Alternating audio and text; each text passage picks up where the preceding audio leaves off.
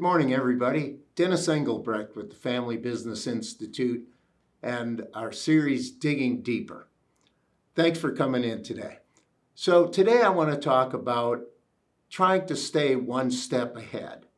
What I'm talking about is really the construction industry. Of course, we've gone through a sort of a minor reshuffle and maybe a slight loss of business in the commercial and industrial construction realm.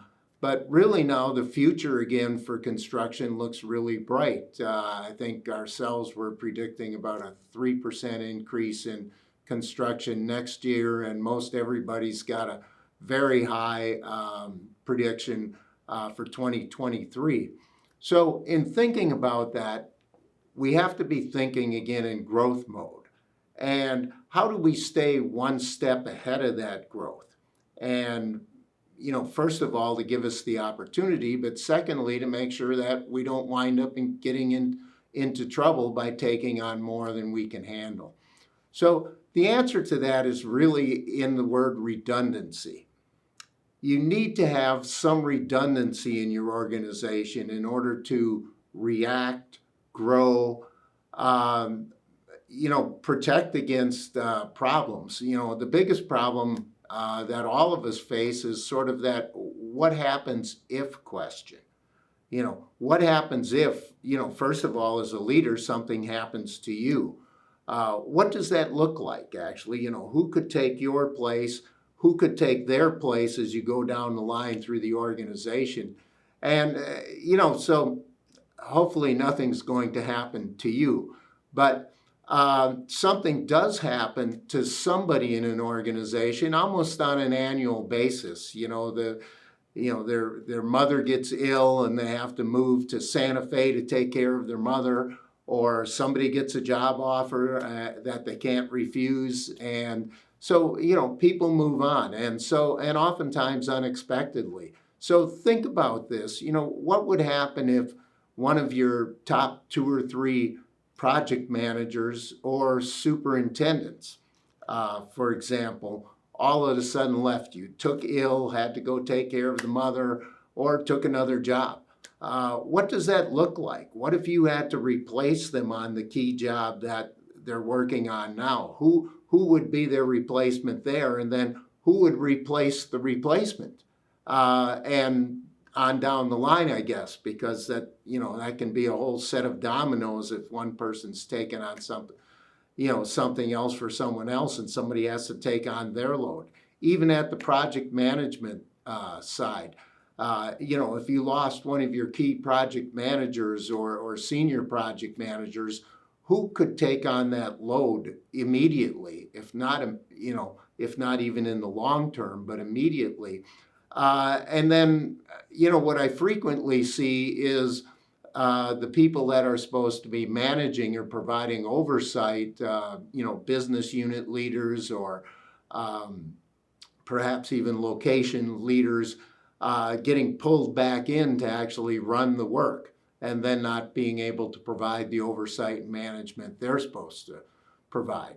So that's a really big question is the what happens if, because it's, very frequently that if happens somewhere down in your organization.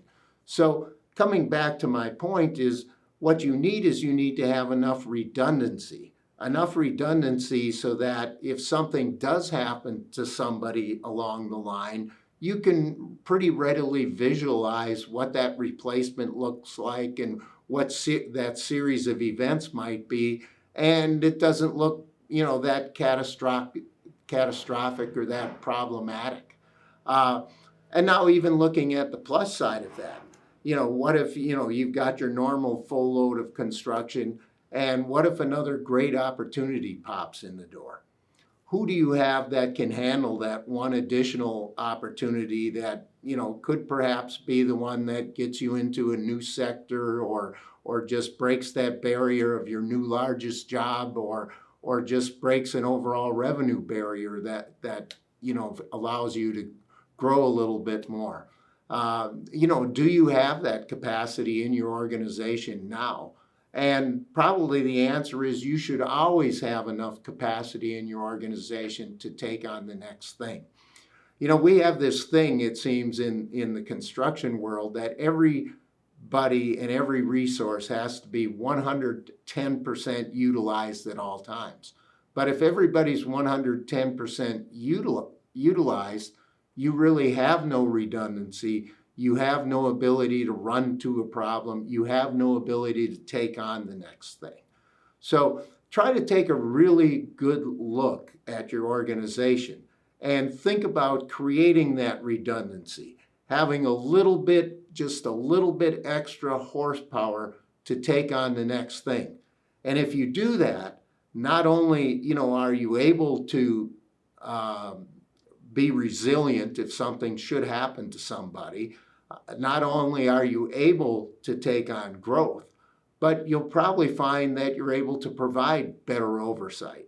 You probably will have a little additional time in your organization for process improvement or process execution.